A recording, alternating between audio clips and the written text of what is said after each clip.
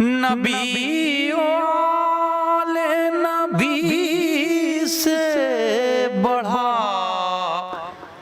وقار سخن یہی سخن ہے حقیقت میں تاج دار سخن. اللہم صلی اللہ محمد وآل محمد. آئیے ہم بہت ادب اور احترام کے ساتھ ان کے حضور پہنچتے ہیں اور بےحد ادب اور احترام کے ساتھ علامہ حجت الاسلام مولانا سید ذکی باقری صاحب قبلہ سے درخواست کرتے ہیں کہ وہ تشریف لائیں اور آج کے اس خاص موقع پر آپ حضرات سے گزارش ہے ایک بار پھر بلند آواز میں نعرہ صلوات پڑھ کر صلی اللہ محمد وآل محمد. اللہم صلی اللہ محمد وآل محمد. میرے دونوں جانب بیٹھی ہوئی مجھ سے زیادہ قد آور شخصیتیں اور آپ کے یہاں شریک ہونے والے ایک ایک شخص یہاں پر بہت ہی محترم ہیں. آپ کی خدمات میں السلام علیکم ورحمۃ اللہ. وفوض امری الی اللہ ان اللہ بصیر بالعباد ولا حول ولا قوة الا باللہ العلی العظیم. اعوذ باللہ السمیع العلیم من الشیطان الرجیم. بسم اللہ الرحمن الرحیم. الحمد للہ والصلاة والسلام علی رسول اللہ وآلہ آل اللہ لا سیما بقیت اللہ. ربنا لا تؤاخذنا ان نسینا واخطأنا ربنا ولا تحمل علینا اسرا کما حملته علی الذین من قبلنا ربنا ولا تحملنا ما لا طاقة لنا به واعف عنا واغفر لنا وارحمنا أنت مولانا فانصرنا على القوم الكافرين. أما بعد فقد قال الله بسم الله الرحمن الرحيم إنا أعطيناك الكوثر. سب سے پہلے میں مقدمتاً دو باتیں عرض کرنے جاؤں گا. اس کے بعد یہاں پر یہ شخصیت ایسی ہیں کہ جہاں پر زبان بھی کھولنا آسان کام نہیں. میں ایک طالب علم ہوں. ہم لوگ عبودیت عباد سے نکل کر عبودیت معبود تک پہنچ جائیں تو ہماری معراج. میں کینیڈا سے آؤں یہ فخر میرے لیے نہیں ہے. میں علی پور بنگلور سے تعلق رکھتا ہوں. علم کسی مقام سے متعلق نہیں ہے, کسی زبان سے متعلق نہیں ہے. علم ایک الگ چیز ہے. مقام میں کسی کے رہنا, کسی جگہ پہ رہنے سے آپ کا کوئی مقام بنتا نہیں ہے. یہ پہلا مقدمہ. دوسرا جو ہے, میں آپ سے گزارش کرتا ہوں جن حالات میں انسان رہتا ہے آج کل کی دنیا میں, دنیا کہہ رہی ہے کہ گلوبل ولیج ہے. حقیقت میں گلوبل ولیج ہے. سیکنڈوں میں what's up not every thing, messages جاتے ہیں کہاں ہوں کیا نہیں کہاں پر. اب سیکنڈوں میں معلوم کر لیتے ہیں کہ ایک شخص کہاں پر ہے اور منٹوں میں ساری دنیا سے کمیونیکیٹ ہو رہا ہے. اس گلوبل ولیج میں انسان کا انسان رہنا مشکل ہو گیا ہے اور اس انسان کو انسان بنانے کے لیے کچھ شخصیات نے اپنے نقوش کو چھوڑ دیا ہے تاکہ اس پر چل کر صراط مستقیم پر قائم ہو سکے. یہ میری لفاظی نہیں, حقائق کی بات ہے. اب آپ سے گزارش ہے, خصوصاً میرے وہ برادران جو اسلام سے مربوط نہیں ہیں, ہندو بھائی ہمارے, کرسچن بھائی ہمارے, جبھی پرنس ہمارے ہیں تو ان سے میں نے استفادہ کیا. ان سے گزارش ہے کہ اسلام کو مسلمانوں سے نہ سیکھیں, اسلام کو اس کے منبع سے, اس کے مرکز سے سیکھیں. میں 4 سال سے تقریباً سری نگر اور کشمیر سے جانا آنا ہوتا ہے. گزشتہ جو سال جب گیا تھا تو 7 دن کے پروگرام میں ایک مہربانی یہ کی گئی کہ ایک دن جو ہے مولانا بہت زیادہ ہیوی پروگرامز ہیں, اب جو ہے آپ کے لیے ذرا سا ریلیکس کے لیے سائٹ سینگ کے لیے جائیں گے. میں نے کہا چلیے الحمدللہ کبھی کبھی تو سانس لینے کا بھی تو موقع مل جائے. ہم گئے سائٹ سینگ کے لیے. میں ایک چھوٹی سی مثال دینا چاہوں, اچھی طرح سے سمجھیں اس چیز کو. وہاں پر جب گئے تو بہت خوبصورت اسٹریم, ندی بہ رہی تھی, دریا بہ رہی تھی دودھ کی طرح, اور محظوظ ہو رہے تھے ہم. اس ندی کے دونوں کنارے گیسٹ ہاؤس. ہم اسی عالم میں, ابھی ظہر کا وقت ہو رہا تھا, وضو کر کے تیاری کر رہے تھے. میں نے, میری نگاہ ایک ایسے شخص پہ پڑی جو اس خوبصورت پاک و شفاف پانی میں اپنے بیک یارڈ سے آ کر کے اپنے گھر کا کچرا اس میں ڈال دیا، اور اس کا اثر مجھ پر ابھی تک ہے جو میں بیان کر رہا ہوں۔ جب پاک صاف شفاف ایک ناب نکل رہا تھا، ایک بہترین دریا نکل رہی تھی، اس میں ہماری جہالت نے کثافت ڈال دی ہے۔ اسلام بھی ایک پاک و صاف شفاف ایک سرچشمہ ہے۔ کبھی خطابت نے، خطیب نے اپنی کثافت ڈالی، کبھی اپنوں نے نادانی سے کثافت ڈالی۔ اگر اس سے بچنا ہو تو کیا کرنا چاہیے؟ اسلام ناب کے پاس جائیے، اس سرچشمے کے پاس جائیے جہاں پر کوئی پولوشن نہیں ہے۔ اس سرچشمے کا نام قرآن ہے، اس سرچشمے کا نام اہل بیت ہے۔ اس دو مقدمے کے بعد شہزادی فاطمہ زہرا صلوات اللہ وسلام علیہا سے متعلق بات کرنے سے پہلے یہ جو موضوع ہے، ایک تو وومنس انٹرنیشنل ڈے اور وومنس رائٹ، اور اس کے بعد empowering women's, all are slogans, bare slogans, سب خالی ڈھول ہیں، اس کے اندر کچھ بھی نہیں ہے۔ اس لیے کہ ایک دن منا لینا مزدور کا آسان ہے، مزدور کا حق دینا بہت مشکل ہے۔ شہزادی کونین گھر میں کام کرنے والی آتی ہے جس کو ہم کنیز کہتے ہیں، کنیز سے مراد سلیو نہیں ہے۔ فاطمہ زہرا کے گھر میں ہیلپ کرنے کے لیے فضہ آتی ہے، تو شہزادی نے یہ کہا فضہ ایک دن میں کام کروں گی، ایک دن تم کام کرو گی، اس لیے کہ تم بھی انسان ہو، میں بھی انسان ہوں، تم بھی جسم رکھتی ہو، میں بھی ایک جسم رکھتی ہوں، تم جس طرح سے تھک سکتی ہو میں بھی ایک تھک سکتی ہوں۔ لیبر رائٹس کا پہلا اصول، دوسرا اصول اور خطرناک ہے، میں آپ سے گزارش کرتا ہوں یہاں سے جائیے تو کچھ لے کے جائیے، طبیعتوں کو بدلنے کی کوشش کیجیے۔ ماحول کے بندے بن جانے کا نام دین نہیں ہے، ماحول کو بدلنے کا نام دین ہے، اور بدلنے کے لیے ہمیں وہ فکر چاہیے جس سے ہم بدل سکتے ہوں۔ دیکھیں دوسرا جو سب سے اہم پہلو ہے انسان کا، وہ انسان کے ایجوکیشن کا ہے۔ میں جب ہندوستان آتا ہوں، میں اپنے وطن علی پور بنگلور سے قریب ایک دیہات کا شخص ہوں، وہاں پر ہم نے کوشش کی تعلیمی مسئلے میں آگے بڑھانے کی کوشش کی جائے۔ اب جب اسٹریٹ میں بچوں کو دیکھتا ہوں، آپ کو معلوم ہے کہ یہاں پر انڈیا میں چائلڈ لیبر جو ہے منع ہے، قانون کے خلاف ہے، لیکن آج ملینز آف کڈس اسٹل آج چائلڈ لیبر کی دنیا میں گزر رہے ہیں، کوئی پوچھنے والا نہیں ہے، اس لیے کہ جب سرپرستوں ہی کا مسئلہ خطرناک ہے تو پبلک سے کوئی گلہ نہیں کر سکتے۔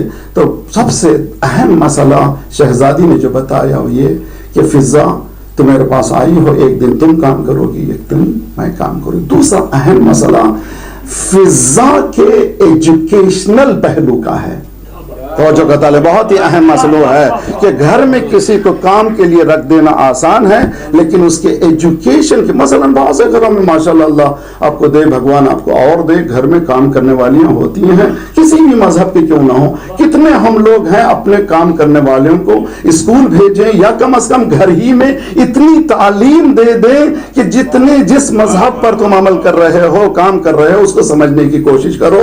شہزادی فاطمہ زہرا نے فضہ کے نالج کو اتنا بڑھا دیا کہ اب جب بات کرتی ہیں تو 20 ایئرز تک اپنے لفظوں کو استعمال نہیں کرتی، قرآن سے بات کرتی ہیں۔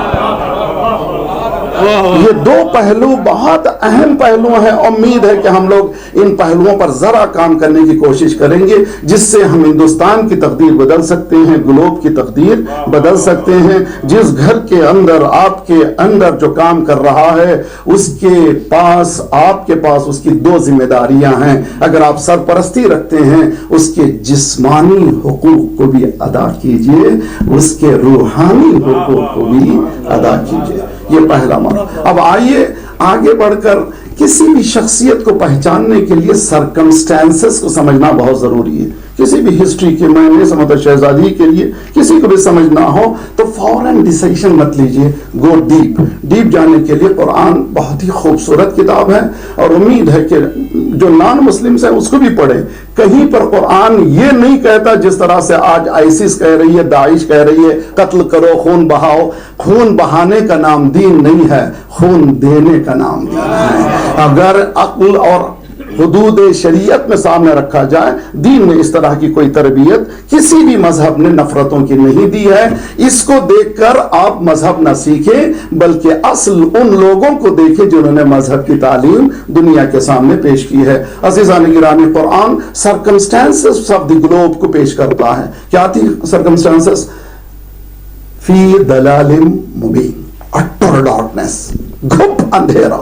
هو الذي بعث في الأميين رسولا منهم يتلو عليهم آياته ويزكيهم ويعلمهم الكتاب والحكمة وإن كانوا من قبل لفي ضلال مبين. اٹر ڈارکنس. کیا سمجھتے ہیں کہ عربی پیننسولا میں نہیں؟ اب ہسٹری آف ہندوستان اٹھا کر کے دیکھیے. 1400 سال پہلے ہندوستان کی ہسٹری موجود تھی، چائنا کی ہسٹری موجود تھی. ہندوستان میں کلچر کیا تھا، ہندوستان میں اخلاق کیا تھے، ہندوستان کی صلاحیت کیا تھی، وہ سب کو اسٹڈی کیجیے. چائنا کی اسٹڈی کیجیے، ہسٹری کی پتہ چلتا ہے نہ صرف عربین پیننسولا میں پرابلم تھی بلکہ پورے گلوب میں پرابلم تھی جہاں پر انسان کا کوئی حق نہیں تھا. قرآن مثال دیتا ان میں سے ایک، اذا بشر احدهم بالانثى ظل وجهه مسودا وهو كظيم. جب کبھی بیٹی کی پیدائش کی خوشخبری دی جاتی تھی. قرآن کے الفاظ پہ صدقے ہونا چاہیے. قرآن نے یہ نہیں کہا کہ خبر دی جاتی تھی. اذا بشرا یعنی بشارت دی جاتی تھی بیٹی کے پیدائش کی، اس کا چہرہ سیاہ ہو جاتا تھا اور وہ غصے کے مارے یہ سمجھ نہیں پاتا تھا ام یدثہ فی التراب، کیا میں اس ذلت کے ساتھ زندگی بسر کروں یا اس بچی کو جو ابھی سانس لے رہی ہے زمین کے اندر دفن کر دوں. ہزاروں لڑکیوں کو دفن کر دیا گیا. قرآن پوچھ رہا ہے بِأَيِّ ذَنبٍ قُتِلَتْ، کس وجہ سے اس کو قتل کیا گیا. ہم یہ سمجھ رہے ہیں کہ بہت ترقی کر گئے ماشاءاللہ. ایوری 2 months ایک نیا ٹیلی فون آ رہا ہے، نیا ڈھنگ آ جا رہا ہے. پہلے ٹی وی بہت موٹا تازہ تھا، عبداللہ ہوتے ہوتے وہ شیطان بھی بہت ہی پتلا ہو گیا ہے اور انسان سمجھتا نہیں ہے کہ یہ قوت انسان کی اپنے ہاتھوں سے کھو رہا ہے. اسی لیے قرآن یہ کہہ رہا ہے کہ جب بھی قرآن پڑھو، اذا قرئ القرآن فاستمعوا له، جب قرآن پڑھا جاتا ہے غور سے سنو. فاسمعوا نہیں ہے، فاستمعوا له. اس کے بعد قرآن پڑھنے کے لیے کہا جب کبھی قرآن پڑھو فاستعذ باللہ من الشیطان الرجیم، اپنے آپ کو domain of the at-laws powerful being which is Allah subhanahu wa ta'ala God کے ڈومین میں چلے جاؤ. اس کے بعد اس کتاب کو کھولو. عزیزان گرامی، میں آپ سے سوال کرتا ہوں، ہندوستان میں ابھی میں 30 years کی ہسٹری بتا رہا ہوں. ہندوستان میں nearly 20 million fetus has been aborted in India. 30 million. یہ جو میں اسٹیٹسٹک بتا رہا ہوں صرف ایک مخصوص یہاں پر ماشاءاللہ پڑھا لکھا مجمع ہے اور امید ہے کہ ہم لوگ ذرا سا بیدار ہوں گے. وہاں پر چونکہ عربین پیننسولا میں اس زمانے میں نہ ہی اسکیننگ تھی، نہ ہی الٹرا ساؤنڈ تھا، نہ ہی پتا تھا کہ کیا ہے پیٹ کے اندر. اب اتنی ترقی کر گیا انسان کہ وہ جاننے لگا ہے جیسے ہی سانس لینے لگتے ہیں پتا چل جاتا ہے کہ اندر کیا ہے. اس زمانے میں جہالت نے، توجہ کا طالب ہوں، جہالت نے لڑکی کو پیدا ہونے کے بعد دفن کیا. آج کے علم نے لڑکی کے پیدا ہونے سے پہلے دفن کر دیا اور ہم سمجھ رہے ہیں کہ بہت زیادہ ترقی کر گیا. I am very sorry، ذرا سا بلنڈ بھی ہوتا ہوں میں بعض وقت. ترقی کسی نے نہیں کی، حتیٰ امریکہ نے نہیں کی، حتیٰ یوروپ نے نہیں کی، حتیٰ آسٹریلیا نے نہیں کی، حتیٰ فرسٹ ورلڈ نے نہیں کی، حتیٰ انڈیا بھی جو میزائلز بنا رہا ہے یہ ترقی نہیں ہے. انسان کا بلند ہونا ترقی نہیں ہے، انسانیت کا بلند ہونا ترقی ہے. انسانیت اس جوہر میں آ جائے جہاں پر اس کے زبان سے آگ نہ اگلے پھول برسیں، اس کے عمل سے دنیا کے لیے ترقی ہو، اس کے عمل سے دنیا کو سبق ملے. عزیزان گرامی، کیا یہ طریقہ ہے، کیا یہ سلیقہ ہے؟ ہر روز اخبار، جس طرح سے بہت ہی بہترین محترم بات کی گئی، اخبار میں بھی پڑھنا چھوڑ چکا ہوں، جب بھی اخبار اٹھاتا ہوں سوائے گندگی کے کچھ نظر نہیں آتا، یہاں تک کہ ان بہوؤں کا جلنا اور جلانا ہر روز اخبار میں پڑھتے ہیں۔ تو معلوم ہے عورت کو مقام دینا ہے تو عورت اپنے ہاتھوں پر اپنے باغوں کو لے لے، مردوں کے حوالے نہ ہو جائے۔ بہت ہی اہم، لجام زندگی کو اپنے ہاتھوں میں لے، مردوں کے ہاتھ میں نہ دے، اس لیے کہ دین یہ سکھاتا ہے من عمل صالحا من ذکر او انثی فَلَنُحْيِيَنَّهُ حَيَاةً طَيِّبَةً، جو عمل صالح کرے گا، جو سے مراد مرد ہو یا عورت ہو، کالا ہو یا گورا ہو، کوئی مذہب کا کیوں نہ ہو، جو سے مراد anyone who does good deeds، good deed کے معنی تسبیح نہیں ہے، acting what you believe، جس چیز پر بلیو کرتے ہو اس کا نام ہے، اس پر عمل کرنے کا نام ہے عمل صالحہ۔ کیا ہوگا؟ حیات طیب ملے گی، پاک و پاکیزہ حیات ملے گی۔ جب پاک و پاکیزہ حیات ملے گی تمہارا مسکرانا بھی ایک دنیا کی نگاہ میں مسکراہٹ نہیں ہوگی، سبق ہوگا دنیا انسانیت کو۔ فاطمہ زہرا جیسا کہ بہترین بات کی گئی کہ شہزادی مالکہ ہوتے ہوئے، شہزادی ہوتے ہوئے اس نے شہزادی نہیں کی، بلکہ بتایا شہزادی کے معنی یہ ہیں خادم سید القوم خادمہم، سید قوم وہی ہے جو خدمت گزار قوم ہو، جو خدمت کرے انسانیت کی۔ فاطمہ زہرا نے چکی کو، آج کی دنیا میں بہت سے نوجوان لڑکیاں پوچھتے ہیں مولانا for our life we need to have our work done, اسی لیے بوتھ ہیز ٹو ورک، وہ لڑکی بھی کام کرے، وہ عورت بھی کام کرے، مرد بھی کام کرے، جب تک کہ دو کی انکم نہیں ہوگی اس وقت تک ہم لوگ آگے نہیں بڑھ سکیں گے۔ I'm not saying I'm against it، لیکن میں کہہ رہا ہوں کہ 1400 سال پہلے فاطمہ زہرا نے کیا سبق دیا؟ سبق دیا چکی پیس کر کے، لقد تمجلت یدا، اتنا پیسا کہ دونوں ہاتھوں پر گٹھے تھے۔ کیا کے لیے پیستی تھی؟ اس لیے کہ جو زمانے میں شہزادی گزری تھی اپنی زندگی کو، سب سے سیویئر پرابلم کا زمانہ تھا اکنومیکلی اسلام کے لیے، اسی زمانے میں 82 اور 86 مائنر اینڈ میجر وار ہوئے ہیں۔ جب کبھی ایسے وار ہوتے ہیں اکنومی پر اس کا اثر ہوتا ہے، اتنا اثر ہوا کہ مولا کائنات نے فرمایا ہے کہ میرے پاس ایک دن ایک ہی کھجور تھا، اس کے ٹکڑے ہم نے کھائے، ایک ہی کھجور تھا، ہمارے پاس کچھ نہیں تھا، اس کے ٹکڑے کھائے ہیں۔ اس کے بعد مولا نے یہ بھی فرمایا ہے کہ میرے پاس آج اتنی دولت ہے کہ بنی ہاشم میں تقسیم کر دوں تو کوئی غریب نہیں رہے گا۔ وہ سرکمسٹانسز جبکہ وارز ہو رہی تھی، تمام وار اسلام کی ڈیفینسیو وار ہیں، اس لیے کہ حملہ جب ہوا تب جواب دیا گیا، کبھی اسلام نے افینسیو وار نہیں کی ہے۔ کل رات کی تقریر میں نے کہا تھا لفظ ڈیفینس دنیا میں دیا ہوا صدقہ اسلام کا ہے، ساری دنیا میں ڈیفینس بجٹ ہے، افینس بجٹ نہیں ہے۔ تو یہ بھی اسلام نے دیا ہوا ہے، کسی انسان نے نہیں دیا ہے۔ ڈیفینس کرو، کبھی افینس کرنے کا حق کسی کو نہیں دیا گیا۔ شہزادی کونین کا گھریلو زندگی میں اس ماحول کو پیدا کرنا میرے بہنوں کے لیے، میری بیٹیوں کے لیے، میرے نوجوان بچوں کے لیے خوبصورت ہے۔ Yes you need to work, دونوں لڑکے لڑکیاں، مرد عورت دونوں کام کرنا چاہیے تاکہ گھر کی گاڑی چلنے لگے، اس لیے کہ قیمتیں زندگیاں بہت قیمتی ہوتی چلی جا رہی، مہنگائی بڑھتی چلی جا رہی، کام کرنا چاہیے۔ مگر فاطمہ زہرا نے کیسے مدد کی؟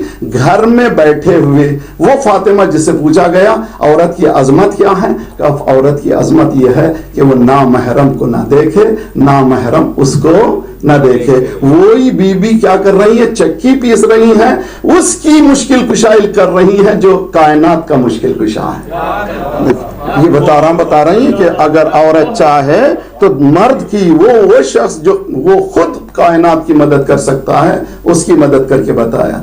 اور ایک ایمپاورنگ وومن، میں آپ کو سرکمسٹانسز بتاؤں، میری بہنوں کے لیے خصوصاً ذرا سا جھرجھری لیں اور ask your self where I am going, میں کون ہوں، میں کہاں جا رہا ہوں یا کہاں جا رہی ہوں۔ شہزادی فاطمہ زہرا اتنی باریک بینی سے بتاتی ہیں، مرد قرآن بھی کہتا ہے پردہ مردوں کا عورتوں کا پہلے نہیں ہے۔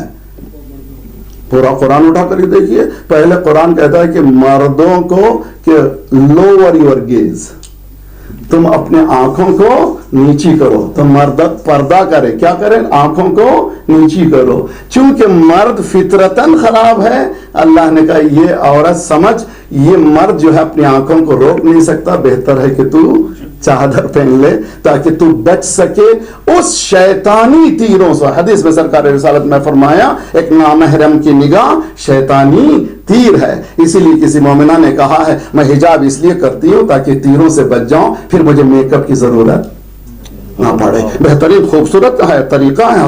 ہندوستانی کلچر میں اٹھا کر کے دیکھیے, ہندو کلچر میں اٹھا کر کے دیکھیے, ہمارے پاس ہندوؤں میں بھی وہ گھونگھٹ ہوتی تھی, سامنے چہرہ نظر نہیں آتا تھا. لیکن آج Hollywood, Bollywood, Lollywood کے کلچر نے ہمیں اس منزل پہ لا دیا کہ ہم اب اپنے وقار کو, اپنے اقدار کو بھولا چکے ہیں. لازم یہ ہے کہ ہم لوگ اپنے آپ کو اس مقام پہ پہنچائیں جس مقام پر آپ کا اپنا مذہب دعوت فکر دیتا ہے. یہ چیز جو بہت امپاورنگ کے لیے, عورت کے لیے بہت لازمی ہے. اور اس کے بعد آپ کی زحمت تمام کروں گا. میں ٹائم سینسٹیو بہت زیادہ ہوں, ٹائم کے اندر ہی گفتگو کرنے کا عادی ہوں, زیادہ بولنے سے کوئی فائدہ نہیں ہے. لیکن آپ لے کر کے جائیے, اور جب تک آپ عمل نہیں کریں گے کوئی اثر ہونے والا نہیں ہے. سب سے پہلے میں اللہ کی بارگاہ میں دعا کرتا ہوں جو بولتا ہوں اس پر عمل کروں, بغیر عمل کے کوئی اثر ہونے والا نہیں ہے. الاسلام کلہ عمل, اسلام کچھ بھی نہیں ہے مگر عمل. دیکھیے امپاورنگ کون ہے, شہزادیوں کہہ رہے کہ نامحرم کو نہ دیکھے اور نامحرم اس کو نہ دیکھے. وہی شہزادی جب ولایت کا مسئلہ آیا, جب رہبری کا مسئلہ آیا, مدینے کے ہر دروازے کو ناک کرتی ہیں. مدینے میں ہر دروازے میں جاتی ہیں, ناک کرتی ہیں. نکلتا ہے شخص, سلام علیکم, پہچانتے ہو یہ علی ہے, یہ فاطمہ ہوں. کیوں؟ حالات ایسے ہو چکے تھے جہاں پر فاطمہ زہرا کو بتانا تھا کہ اگر اب نہیں اٹھے گئے تو tomorrow is going to be too late. یہ ہے امپاورنگ. جہاں پر اس ماحول میں جہاں عورت کا کوئی مقام نہیں تھا, اس ماحول میں باپ نے تعظیم کر کے بتایا عورت دبانے کے لیے نہیں ہے, تعظیم کے قابل ہے. تو اور ایک بھی یہ بات سمجھ لیجئے, یہاں پر علماء اسکالرز موجود ہیں, بہت ہی خوبصورت شخصیات موجود ہیں, قد دعوت شخصیات ہیں. قرآن یہ کہتا ہے لقد کان لکم فی رسول اللہ اسوۃ حسنہ. رسول اللہ کی حیات میں آپ کے لیے مثالیں ہیں. یہ آئیڈیل شخصیت ہے, مینٹور ہے, اس کو فالو کرو. ٹھیک ہے, اس نے کیا کیا؟ ہمارے پاس علماء کہتے ہیں ان کا عمل, ان کا قول, ان کی تقریر حجت ہے. سرکار نے جو بتا دیا وہ ماننا سنت ہے, سرکار نے جو بتا دیا وہ ماننا فرض ہے, سرکار نے خود کر کے بتایا وہ ماننا حجت ہے. اس کے بعد سرکار نے بعض وقت نہ عمل کیا, نہیں بولا, بلکہ بعض وقت صرف خاموش ہو گئے دوسرے کے عمل کو دیکھ کر. وہ خاموشی خود ریکگنیشن ہے کہ اگر وہ برا عمل ہوتا تو سرکار کا ٹوکنا لازمی ہوتا. یہ ہے سرکار کی سیرت کا یہ جز.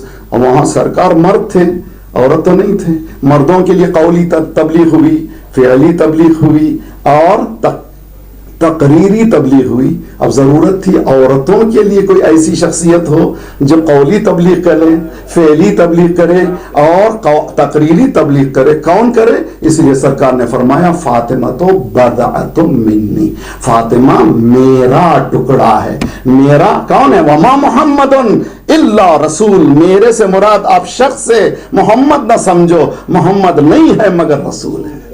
یعنی رسالت کا ٹکڑا ہے فاطمہ, صداقت کا ٹکڑا ہے فاطمہ, امانت کا ٹکڑا ہے فاطمہ, اور نبوت کا ٹکڑا ہے فاطمہ. اس نے اب یہ پہلو کو جو عورتوں کا ہے اس پہلو کو فاطمہ زہرا نے کس طرح سے پورا کیا. جب بھی عورت پیدا ہوتی ہے سب سے پہلے بیٹی کی شکل ہے, آگے بڑھ کر زوجہ کی شکل ہے, تیسری شکل اس کی ماں کی شکل ہے. یہ تینوں پہلوؤں کو 18 سال میں اس بی بی نے اس خوبصورتی سے پریزنٹ کیا کہ دنیا انسانیت ختم ہو جائے گی لیکن ایسی مثال نہیں پیش کرے گی. بیٹی ایسی بنی کہ خود سرکار دو عالم تعظیم کو اٹھ جاتے ہیں. اب میں آپ سے علماء سے سوال کرتا ہوں, سنت کیا ہے بھائی؟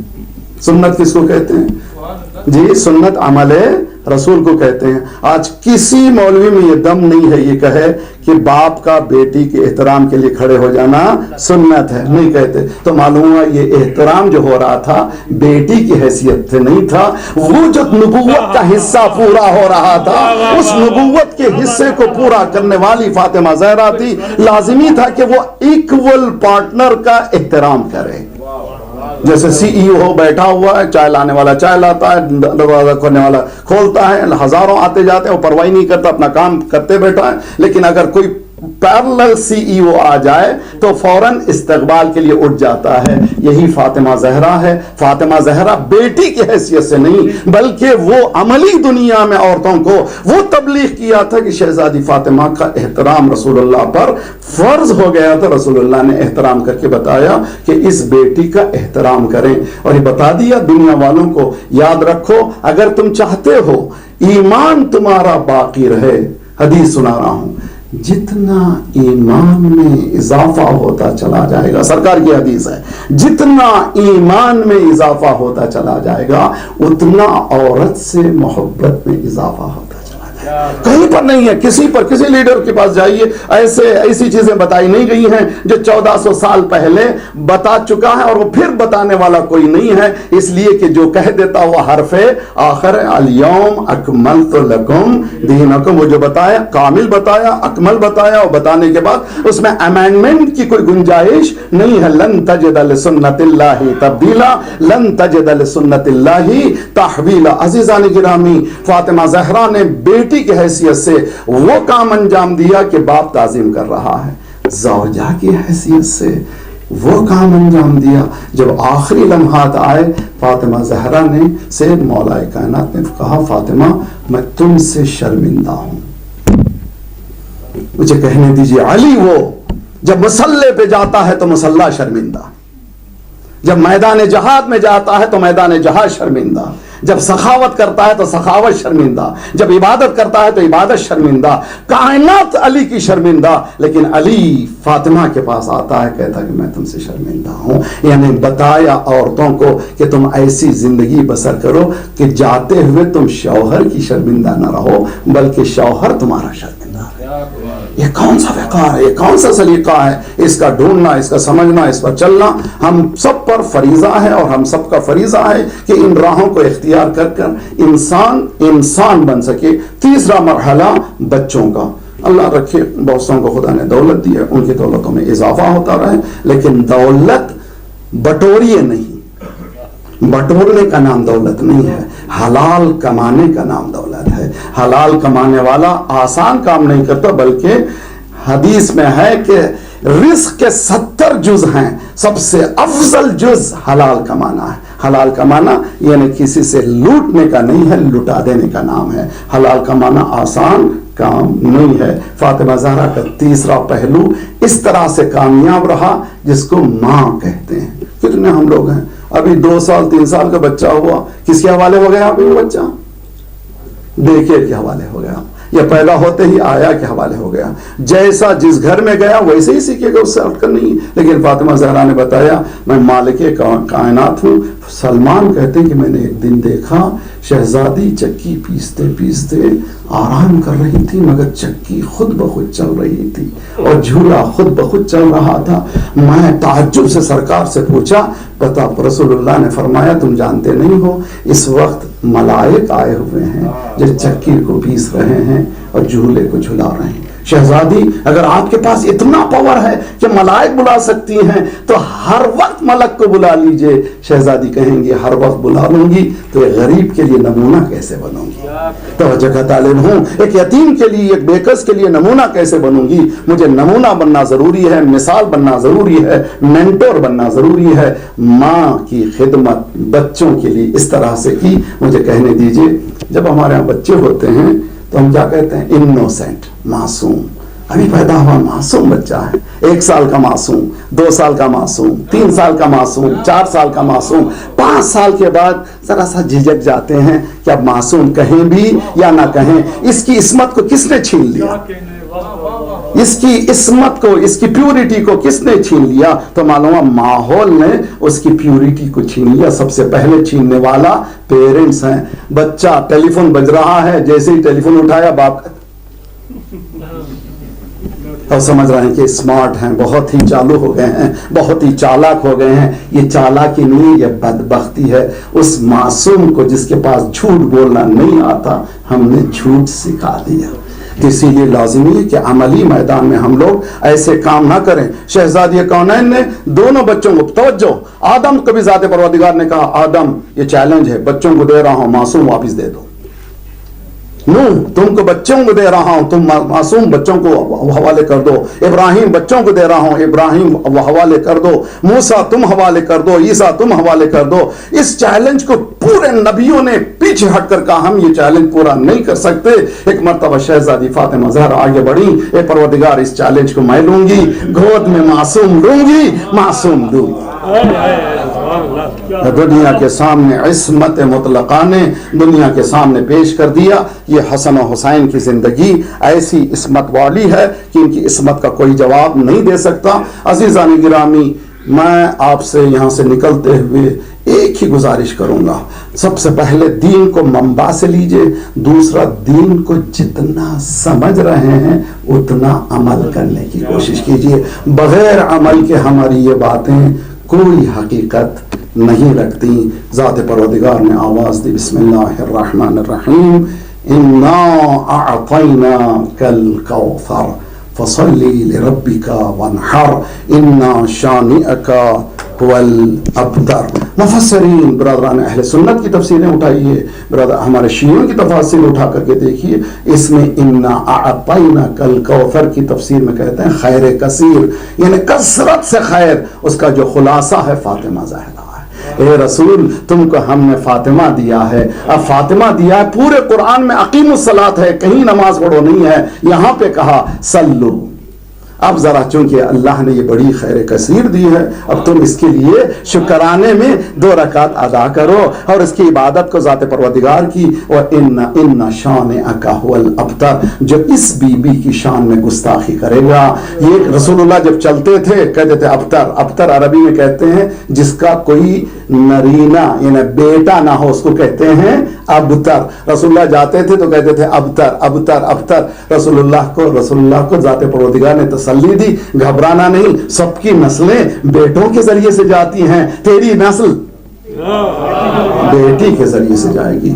عزیزان گرامی، بہت ہی خوشی ہوئی آپ تمام سے ملاقات کر کے. ایک ہی جملہ اور اس کے بعد اختتام پر، حیات فاطمہ مکمل نمونہ ہے. ایک ایک لمحہ، خواہ وہ گھر کی بات ہو یا باہر کی بات ہو، جیسے کہ بتایا گیا تسبیح فاطمہ زہرا سے کہیں یہ نہ سمجھے یا فاطمہ کہنا ہے، بلکہ تسبیح کہاں سے آئی؟ رسول اللہ کے پاس شہزادی گئی، بابا آپ نے میری شادی کر دی ہے، اب بتائیے علی کا فرض کیا ہے، میرا فرض کیا ہے؟ رسول اللہ نے کہا یا فاطمہ گھر کے اندر تم، گھر کے باہر علی. دوسری مرتبہ جاتی، بابا بہت کام ہو گیا، چھوٹے چھوٹے بچے ہیں، ایک کام کرنے والی ہو جائے تو بہت اچھا ہے.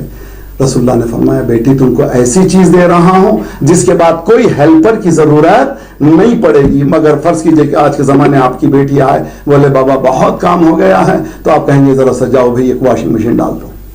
جی سب سے زیادہ کام یہی تو ہوتا نا. بھی رسول اللہ کو چاہیے تھا کوئی ایسا ہیلپر دیتے، لیکن رسول اللہ نے کہا فاطمہ زہرا تمہیں ایک ایسی چیز دے رہا ہوں جس کے پاس کوئی ہیلپر کی ضرورت نہیں ہوگی. اس کے بعد تسبیح تعلیم فرمائی. ہر نماز کے بعد 34 مرتبہ اللہ اکبر، 33 مرتبہ الحمدللہ اور 33 مرتبہ سبحان اللہ پڑھو. جتنی رکعت نماز پڑھو گے اس کو اگر 2 سے ضرب دو گے اتنا ثواب ہوگا. 2 رکعت نماز کے بعد پڑھو تو 4000 رکعت نماز کا ثواب ہے. ظہر کی 4 رکعت نماز کے بعد پڑھو گے تو 8000 رکعت نماز کا ثواب ہوگا. کیا مانے ثواب ہے؟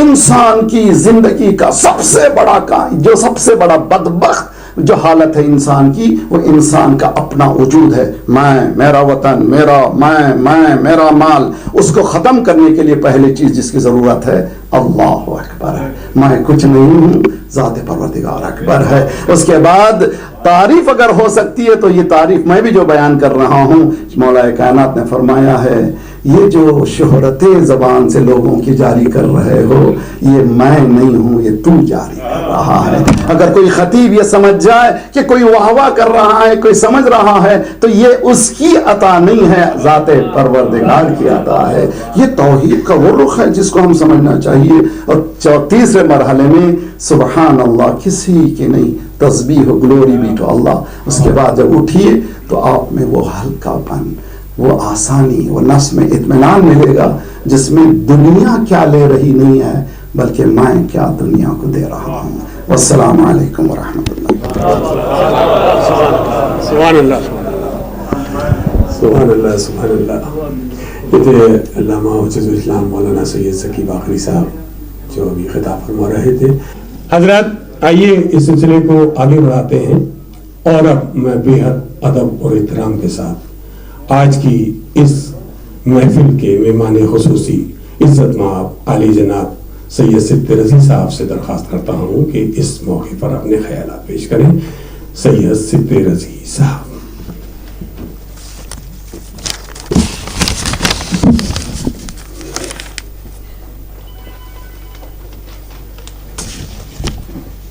صدر محترم جناب سندیپ صاحب، حیدر کمال صاحب، حسنانہ ٹرسٹ کے بہت ہی فعال سرپرست زیدی صاحب، خواتین و حضرات، سب سے پہلے تو میں حسنانہ ٹرسٹ کے منتظمین کو، بالخصوص زیدی صاحب کو اور حیدر کمال صاحب کو شکریہ ادا کرنا چاہوں گا کہ وہ مجھ ناچیز کو وقتاً فوقتاً یاد کرتے رہتے ہیں اور اس سعادت سے مجھے روشناس کراتے ہیں جو ہمیں زندگی میں بہت کم ملا کرتی. سید عالم جناب فاطمہ زہرا صلوات اللہ علیہا سے منسوب کی گئی کوئی محفل یا مجلس یا کوئی انعقاد اپنے میں خود بہت اہم ہے، اور یہ انعقاد اس موقع پر ہو رہا ہو جس کے آس پاس ساری دنیا میں خواتین کے مسائل پر گفتگو ہو رہی ہو، بحث ہو رہی ہو، کہیں تشویش کا اظہار ہو رہا ہو، کہیں تشکر کا اظہار ہو رہا ہو. آپ کو معلوم ہے خاص طور پر خواتین کو کہ ابھی 8 مارچ کو ساری دنیا میں یونائٹڈ نیشنز کے فیصلے کے تحت جو سن 1975 میں ہوا تھا، خواتین کے مسائل، ان کے حقوق کا دیا جانا اور ان کے حقوق کا سلب کیا جانا، اس پر بحث مباحثے چل رہے ہیں. اور ابھی بھی آج جو ہے وہ آخری دن ہے اس ہفتے کا جو ساری دنیا میں ڈکلیئر کیا گیا ہے.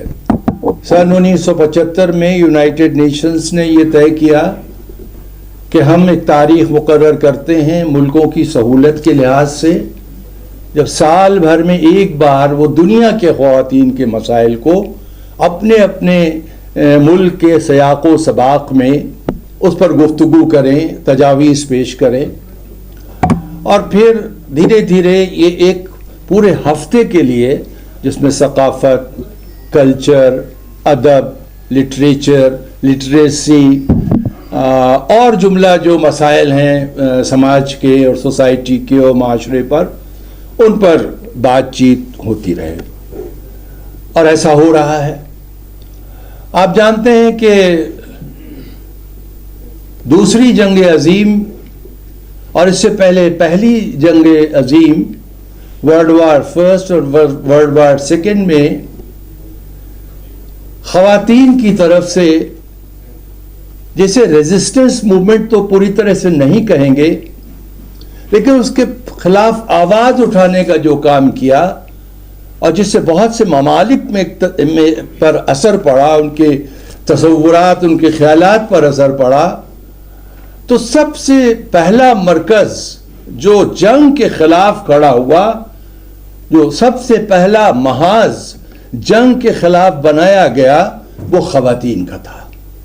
اور آپ نے دیکھا کہ پچھلے کئی صدیوں میں بہت سے ریزسٹنس موومنٹ آئے، خاص طور پر لیبر موومنٹ، جس میں روس، فرانس اور کئی ممالک اس بات کا اظہار کرتے ہیں کہ یہ حقوق جو اس طرح کے ملے، حالانکہ پوری طرح سے ان ممالک میں بھی نہیں جو آج اس بات کا بہت زور شور سے اعلان کرتے ہیں کہ اس کی ابتدا ہمارے یہاں سے ہوئی، لیکن بہت سے معاملات میں عورتوں کے ساتھ، خواتین کے ساتھ مکمل طور سے جسے مساواتی مزاج یا مساواتی سماج کہتے ہیں، وہ ابھی بھی نہیں بن سکا ہے۔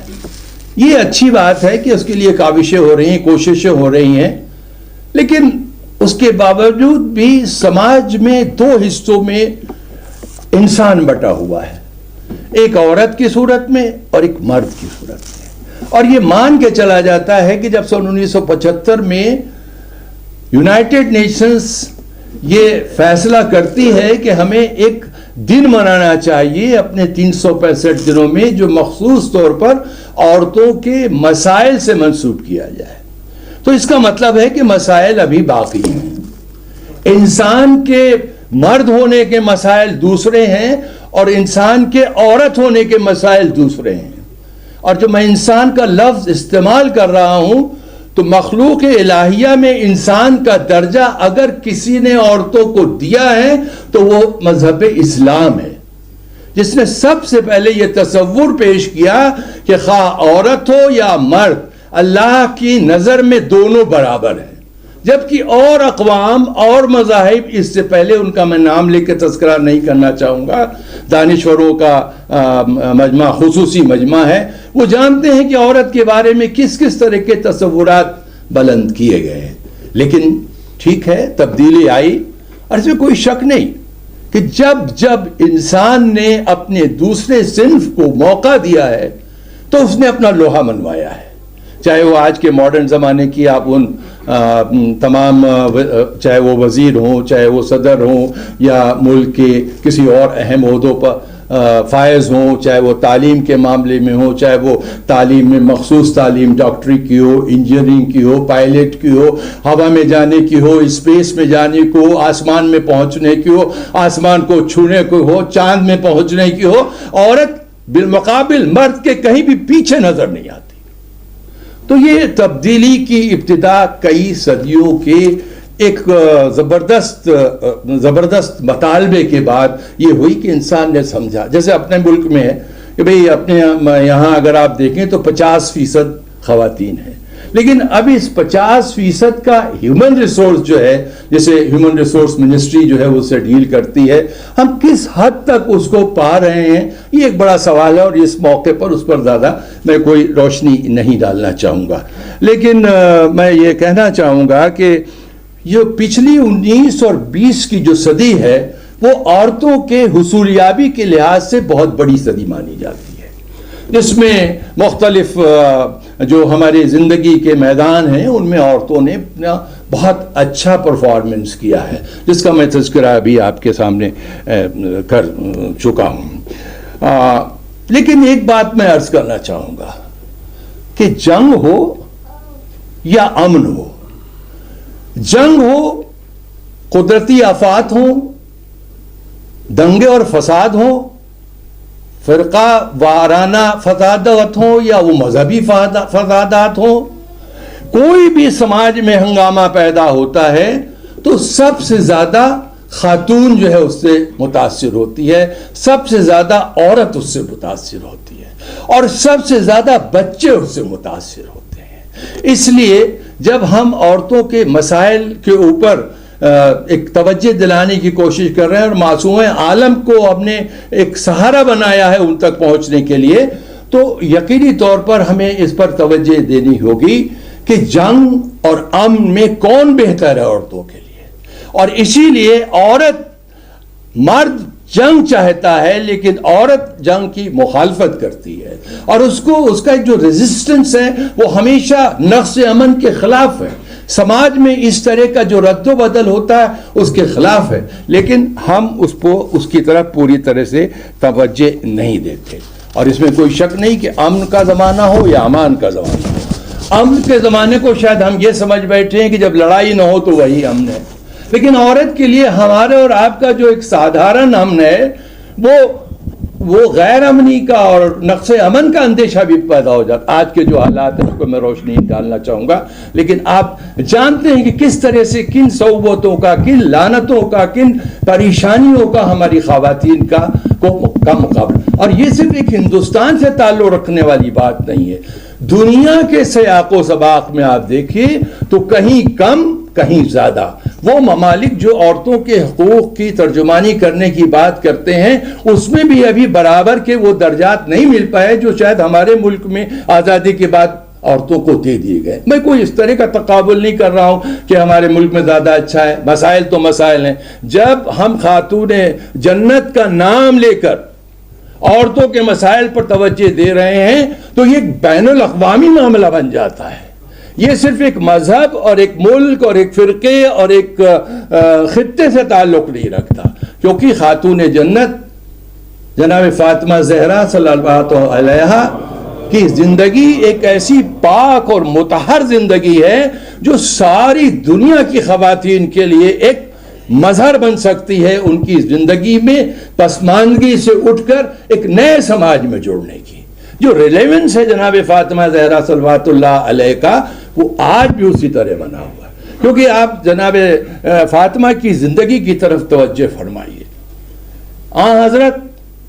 حضرت محمد مصطفیٰ صلی اللہ علیہ وسلم اس ماحول میں جس ماحول میں عورت کا کوئی درجہ ہی نہ ہو، یعنی یہ کہ کچھ قبائل ایسے کہ بیٹی پیدا ہو جائے تو اس کو زندہ دفن کر دو، اس ماحول میں آپ بیٹی کے لیے تعظیم کے لیے کھڑے ہو جاتے ہیں. اب آپ دیکھیے کانٹیکس دیکھیے، آج کے کانٹیکس میں دیکھیے اور 1400 سال پہلے کے کانٹیکس میں دیکھیے، کیا آج ابھی وہ اثرات ہم نے لے لیے ہیں مکمل طور پر؟ میں دوسروں کی بات نہیں کرتا ہوں، اپنوں کی بات کرتا ہوں. ہم بڑے فخر کے ساتھ کہتے ہیں کہ اسلام وہ پہلا مذہب ہے جس نے سب سے پہلے باپ یا ماں کی وراثت یا جائیداد میں حق جو دیا ہے وہ لڑکیوں کو دیا ہے سب سے پہلے. مجھے یاد آتا ہے میں اس وقت وزیر تھا اور نرسنگ راؤ صاحب جو تھے وہ پرائم منسٹر تھے.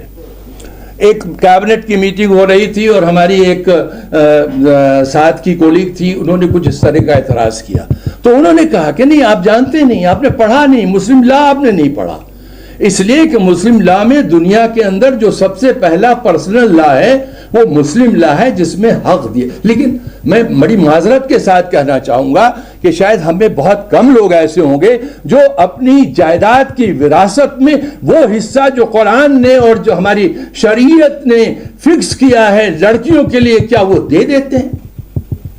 ہم ان سے آگے نہیں ہو سکتے جو ہمارے بڑے بھائی ہیں جو اس ملک میں اکثریت میں ہیں، لیکن ہم کیا ان سے پیچھے ہیں یا نہیں اس پر بھی ہمیں غور کرنا ہوگا. میں آپ کو یاد دلانا چاہوں گا کہ جواہر لال نہرو جب پرائم منسٹر تھے تو ہندو کوڈ بل آیا.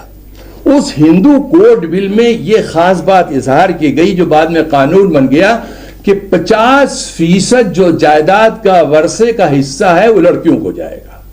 لیکن میں اپنے ہندو بھائیوں سے جو یہاں پر موجود ہیں اگر تو ان سے سوال کرنا چاہوں گا کہ دل پہ ہاتھ رکھ کے صدق کے دل سے کہیے کہ کتنے لوگ ہیں جو 50% کا حصہ اپنی لڑکیوں کے لیے دیتے تھے. کوئی کہتے تھے بھائی تو ہم ان کو استری دھن دے دیا ہم نے. تو استری دھن سے اور جائیداد میں حصے سے بڑا فرق ہے. تو اس طرح کا استحصال ہمارے سماج میں بھی ہو رہا ہے. لیکن اسلام نے ان تمام نزاکتوں کو اپنے سامنے رکھا اور اس کا سب سے بڑا ریپریزنٹیشن جو ہے وہ جناب فاطمہ صلوات اللہ علیہ کا ہے. اور دو چیزیں جو آج اس کا میں نے ابھی شروع میں کہا کہ ریلیونس کیا بنتا ہے، وہ یہ کہ علم سے پوری دلچسپی. جناب فاطمہ صلوات اللہ علیہا جو ہمارے نبی کی بیٹی ہیں، رسول کی بیٹی ہیں، علی کی زوجہ ہیں، حسنین کی والدہ ہیں، زینب کی والدہ ہیں، جو فاتح کربلا بھی ہے، جو فاتح کوفہ و شام بھی ہے، اس کی سب سے بڑی کوالٹی جو مجھ کو دیکھنے کو ملتی ہے، شاید آپ بھی اس سے پوری طرح سے متفق ہو، کہ علم سے پوری دلچسپی اور علم کی گہرائیوں سے پوری عمیق گہرائیوں سے پوری دلچسپی. یعنی وہ مسائل جو علمی مسائل ہوتے تھے اور دین اسلام سے تعلق رکھتے تھے، وہ لمحوں میں اس کو حل کر دیا کرتی تھی.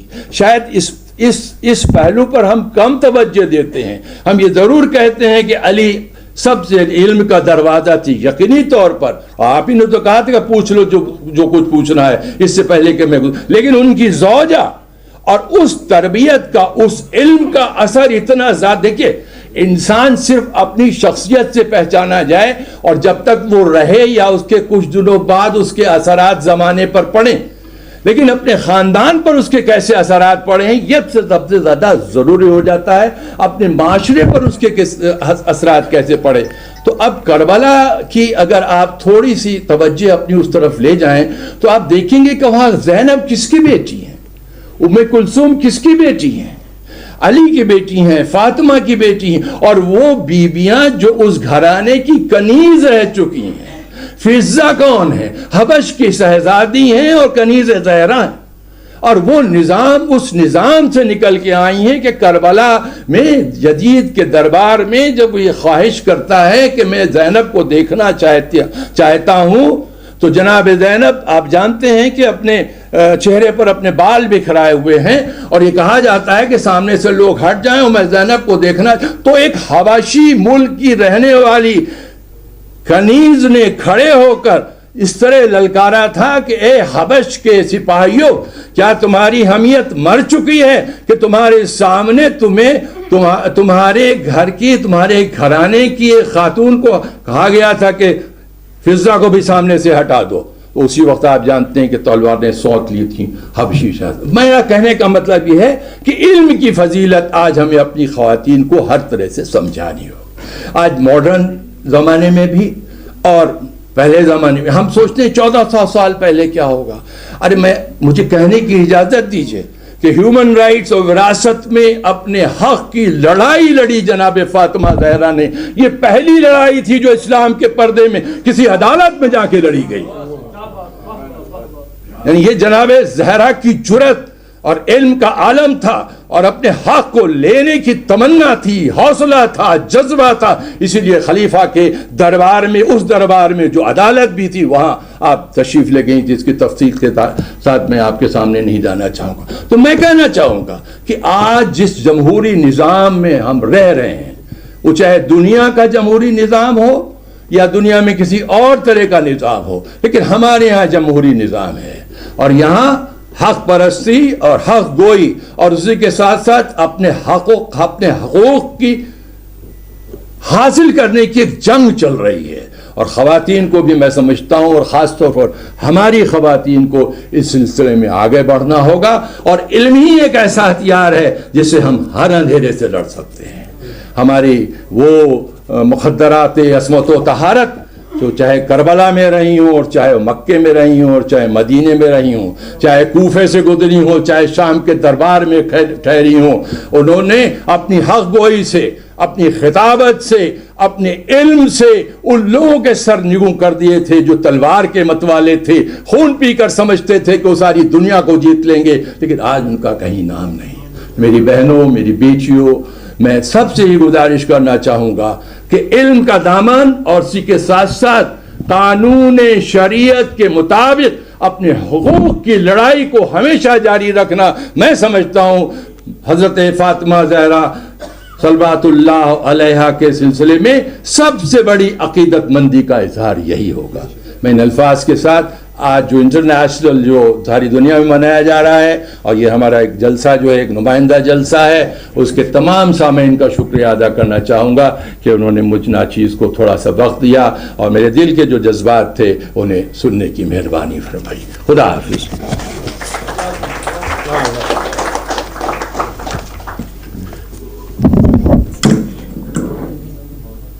بہت بہت شکریہ. محترم سید سبت رضی صاحب خیالات سے اپنے نواز رہے تھے. اے جبین مصطفیٰ تو ہی بتا، اے جبین مصطفیٰ تو ہی بتا، کتنے سجدوں کا صلہ ہے فاطمہ، کتنے سجدوں کا صلہ ہے فاطمہ. خوشی اس بات کی ہے کہ الیکٹرانکس میڈیا کے جو حضرات ہیں انہوں نے صرف یہ نہیں کہ اپنے نمائندے کو بھیج دیا، بلکہ تمام اس کے سربراہ موجود ہیں. ہم کبیر صاحب چیئرمین، اس کے سرپرست چیئرمین منصف چینل کے، اور ہمارے ڈائریکٹر سین گپتا صاحب دوردرشن کے، یعنی وہ شخصیتیں خود موجود ہیں. ہمارے ون چینل کے سراج صاحب یہ خود موجود ہیں. یہ بڑی خوشی کی بات ہے. ہم تمام ان حضرات کا تہہ دل سے شکریہ ادا کرتے ہیں. حسنارہ ٹرسٹ کی کوشش رہتی ہے. انڈیا انٹرنیشنل سینٹر میں یہ حسنارہ ٹرسٹ کا پہلا پروگرام نہیں ہے. انڈیا انٹرنیشنل سینٹر کے کئی آڈیٹوریمز ہیں جس میں وقتاً فوقتاً ہمارے پروگرام ہوتے رہتے ہیں جیسا کہ آپ جانتے ہیں. لیکن یہ بلڈنگ جو ہے بالکل نہیں ہے، اور یہ ابھی کچھ ہی دن پہلے بلڈنگ تیار ہوئی ہے. اس بلڈنگ میں پہلا پروگرام ہے. دعا کریں کہ یہ سلسلہ یہاں پر بھی جاری رہے، اور یہ جیسا کہ ڈاکٹر صاحب نے کہا کہ یہ بلڈنگ پاک ہو گئی. ہم تو کوشش کرتے ہیں کہ تمام ایسے آڈیٹوریم میں جب اتنا اچھا ذکر ہوگا تو یقیناً وہ جگہ پاک ہو جائے گی، اور اسی طرح پورا معاشرہ پاک ہوگا، پورا معاشرہ اچھا ہوگا. یہی کوشش حسنارہ ٹرسٹ کی رہتی ہے. اس شعر کے ساتھ میں اجازت چاہتا ہوں آپ تمام حضرات سے کہ آؤ آسماں والو بھر کے جھولیاں لے لو، آؤ آسماں والو بھر کے جھولیاں لے لو، سیدہ کی چوکھٹ سے مختصر نہیں ملتا، سیدہ کی چوکھٹ سے مختصر نہیں ملتا. بہت بہت شکریہ.